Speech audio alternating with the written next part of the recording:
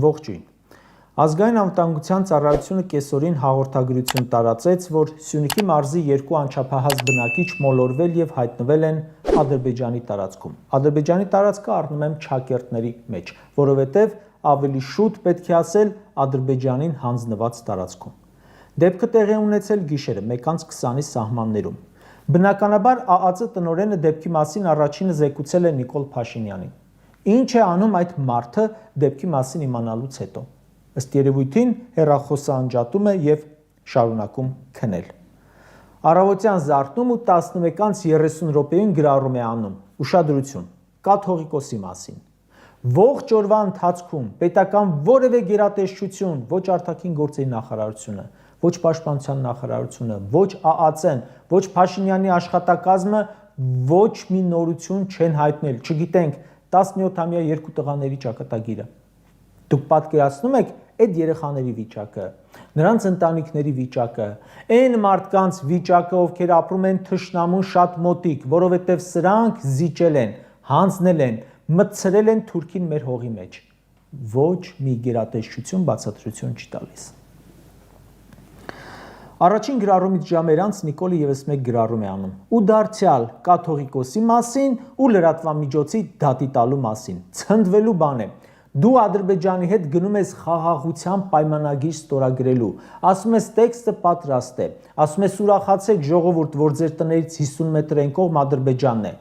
ասում ես վերջապես ինքնիշխանություն ունենք ու քո երկրի մեջ մտած ադրբեջանցին քո քաղաքացուն գերի է տանում։ 2 օր առաջ խորհրդարանը Նիկոլը հպարտանում էր, թե առաջին անգամ Հայաստանի Հանրապետության սահմաններին մենակ հայ զինվորներն են, հայ սահմանապահներն են, ռուս սահմանապահներ չկան։ Խնդրեմ, գերի են ընկնում մարդիկ։ Դու զբաղված ես կուսակրոնությունը քննարկելով։ 2024 թվականի փետրվարին հենց նույն հատվածում ադրբեջանցի զինվոր սահմանը անցավ մեր կողմ։ Սրանք ափալ-թափալ հետ տվեցին։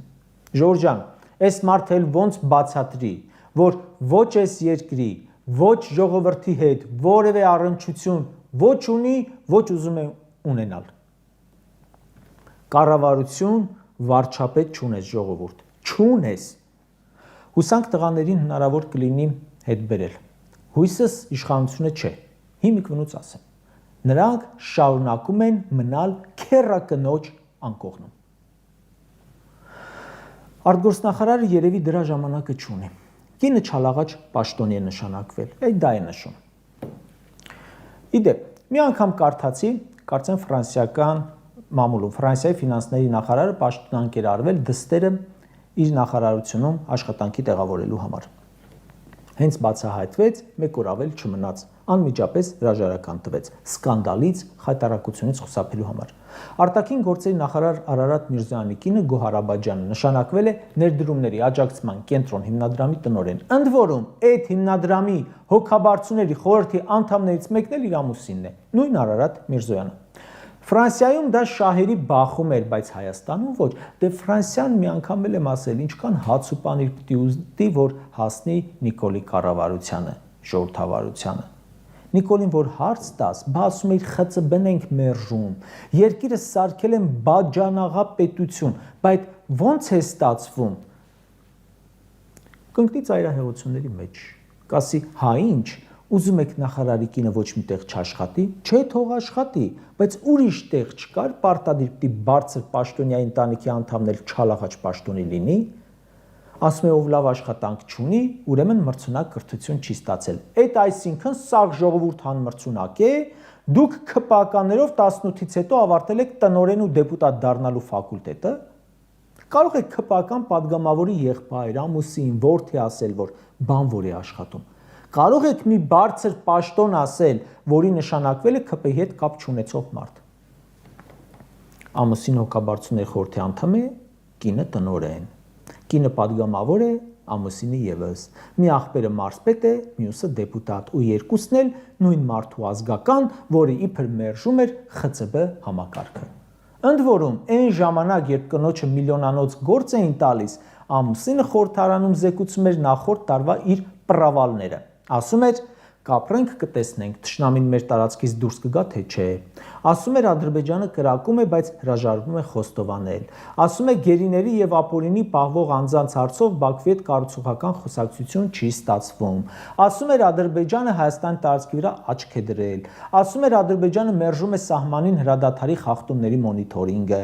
Ասում էր Եվրամիության անդամ երկրների կողմից մեր քաղաքացիներին տրվող վիզաների գործընթացը շատ մտահոգիչ է։ Ասում էր կոնյակագործների խնդիրը հեշտ լուծվող չէ։ Այսինքն այս բոլոր ուղղություններով բանակցությունները ձախողել են։ Առավոտ խորհրդարանում կարդում է, թե ինչն է պրավալ տվել, երեկոյան իմանում ենք, որ կինը պաշտոնի անցավ։ Բերեցի Ֆրանսիայի օրինակը, բայց լիք այլ երկրներում պատասխանատվության են ենթարկվում այսպիսի բաների համար։ Մեր համեմատ շատ հետամնաց աշխարհից մի երկու բան էլ հիշենք։ Բրազիլիայում պաշտոնից ազատվեց գյուղատնտեսության նախարարության բարձր պաշտոնյա։ Գիտեք ինչ պատճառով։ Խնդալների հետ կգա։ Ճեպազրույց էր տվել ու գյուղատնտեսության մասին հարցերը անտեսելով պատասխանել էր միայն քաղաքական հարցերի։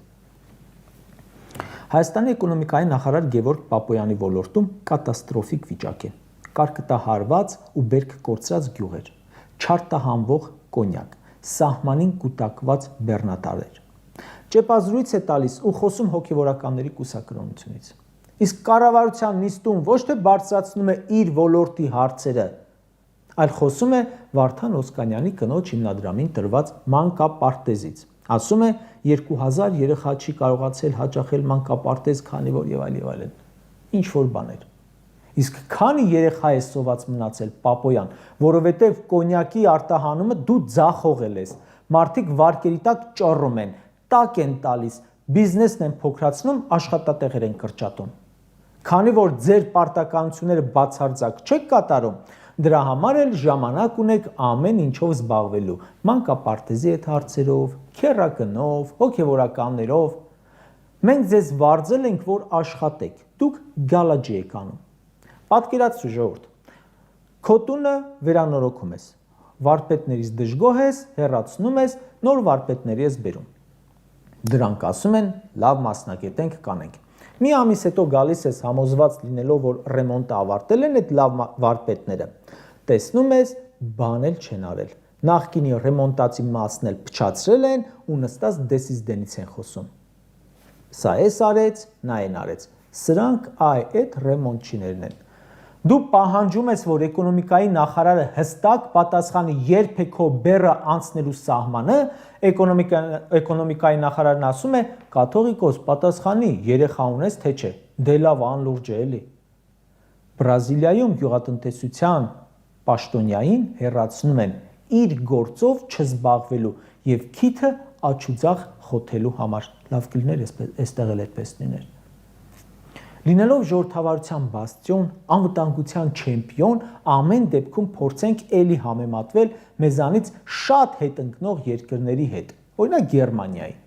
Այն ժամանակ, երբ սրանք հայտարարեցին փողով բանակից ազատվելու նախագծի մասին, նույն օրը Գերմանիայի պաշտպանության նախարարը հայտարարեց գերմանական բանակի ակտիվ զինծառայողների թիվը 60,000-ով ավելացնելու մասին։ Կարող եք ասել, որ երկիրը ավելի շատ անվտանգության խնդիր ունի, Հայաստանը թե Գերմանիան։ Բնականաբար Գերմանիան, մենք ինչ խնդիր ունենք, որ կասեն ԿՊԱ-ականները։ Խաղաղության պայմանագիր չունեն հարևան Դանիայի, Չեխիայի, Ավստրիայի, Շվեյցարիայի եւ մյուս 5 հարևանների հետ, ու հենց աչքը թարթեցին, իրենց կուտեն։ Դրա համար իրենց զորք պետք է, իսկ Նիկոլին չէ։ Նիկոլը Թուրքիային համարյա ծնկի է բերել, Ադրբեջանն էլ ամեն օր հաղթում է։ Մեզ զինվորել պետք չէ, զենք էլ պետք չէ։ Սա հարցերը գերագույն գլխավորը լուծելա։ Գենշտաբի պետն է ասում, չէ՞։ Նիկոլը գերագույն հրամանատար է, եթե ասում է, որ պատերազմ չի լինելու, ուրեմն չի լինելու։ Մեկ այլ օրինակ բերեմ։ Գիտեք, որ Գայանայի Հանրապետության ոչ ժողովրդավար իշխանությունը որոշել է, որ 18 տարեկանից բարձր յուրաքանչյուր քաղաքացու պետք է վճարի $500 նավթի վաճառքից ստացված եկամուտները։ Ասում է նավթը մեր հարստությունն է, նավթի շնորհիվ արագ հարստանում է երկիրը ու մեր հարստությունից մեր բնակիչներին փայ ենք տալիս, ժողովրդին տալիս ենք։ Հանքերից փայ եք մտել, փողերը ուր է գնում։ Անձրև գալիս է, Սևանը լցվում է, ջրամբարները լցվում են, դուք էլ այդ անձրևա ջրերը որպես բոռոկման ջուր ծախում եք ժողովրդի վրա։ Իսկ ուր է գնում փողը, այ դա չգիտենք։ Ընդհանրապես լիքը գումար է ամեն տեղից մտնում Հայաստան, այս պարտքեր, այս հարկեր, այս տուգանքներ, հազար ու մի վճարներ, բայց մարդկանց վիճակում, երկրի սոցիալ-տնտեսական կյանքում փոփոխություն չկա։ Կան մենակ ԿՊ-ական պաշտոնյաներ, որ արագ հարստանում են, չալաղաչ պաշտոնների գնում։ Իմիջիայլոց այս առումով մի լավ օրինակ էլ ունենք Ղազախստանից, որի հետ նույն միությունների անդամ ենք։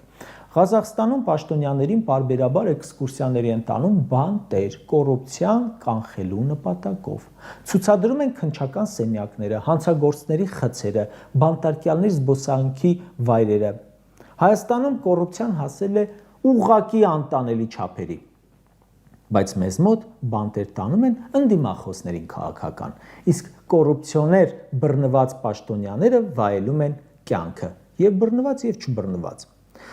Ում բռնում են, շատ արագ հանում են բանտից։ Քանի հատ էս ընթացքում ԿՊ-ական նախարար, փոխնախարար, վարչության պետ, քաղաքապետի տեղակալ, թաղապետ, ԱԺ նախագահի հարս եւ այլն բռնվեցին կոռուպցիայի մեջ ու բաց թողնվեցին, իսկ կոռուպցիոն դեպքերը, որոնց մասին բացահայտում է մամուլը, ընդդիմադիրները ու որոնցում մսխված են լինում միլիոնավոր դոլարներ, ուղղակի անցնում գնում են կողքով։ Ու ավելի կոնկրետ կուտակվում են հետագա դատական գործերի համար։